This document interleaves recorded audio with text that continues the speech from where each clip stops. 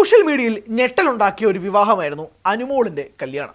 സാധാരണയായി പല സിനിമാ താരങ്ങളും സെലിബ്രിറ്റികളും സീരിയൽ താരങ്ങളും ഒക്കെ വിവാഹിതരാകുമ്പോൾ നേരത്തെ മുൻകൂട്ടി അറിയിക്കാറുള്ള സാധ്യതകളൊക്കെ തന്നെ ഉണ്ടാകാറുണ്ട്. പക്ഷെ അനുമോൾ അവിടെ നിന്നും വ്യത്യസ്തയായി.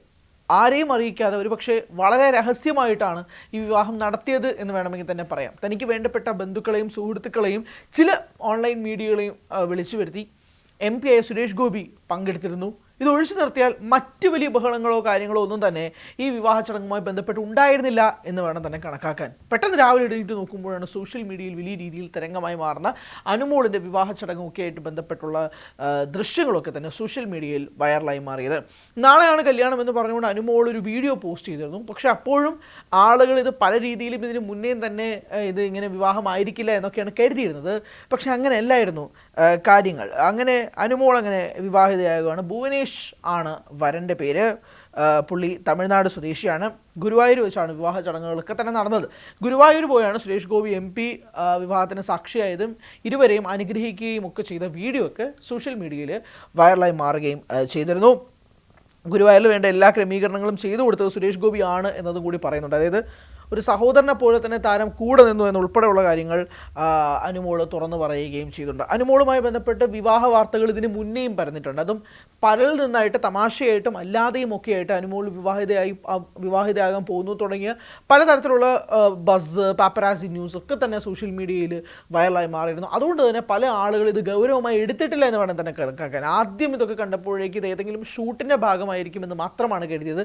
പിന്നെയാണ് ഇതൊരു സീരിയസ് ആയിട്ടുള്ള ഇഷ്യൂ ആണെന്ന്, അല്ലെങ്കിൽ ഇത് സീരിയസ് ആയിട്ടൊരു വിവാഹം നടക്കുകയാണ് എന്ന് മനസ്സിലാക്കിക്കൊണ്ട് ആളുകൾ ഇതിൽ പ്രതികരിക്കാൻ തുടങ്ങിയത് എന്ന് വേണം തന്നെ മനസ്സിലാക്കാൻ. വളരെ രസകരമായിട്ടാണ് ഇരുവരും എത്തിയത്.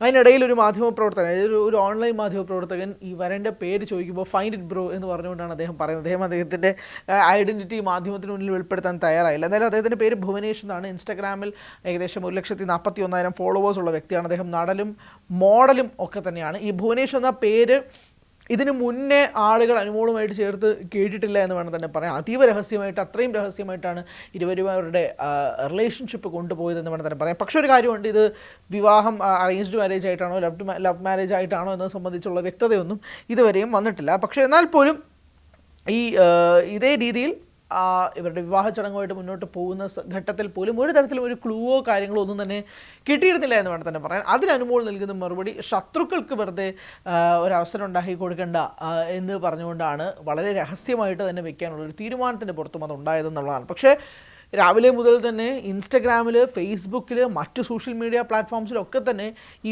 വീഡിയോ വളരെയധികം വൈറലായി മാറിക്കൊണ്ടിരിക്കുകയാണ്. സ്വാഭാവികമായിട്ടും അനുമോൾ വളരെയധികം ഒരു വലിയ ഇൻഫ്ലുവൻസറാണ്.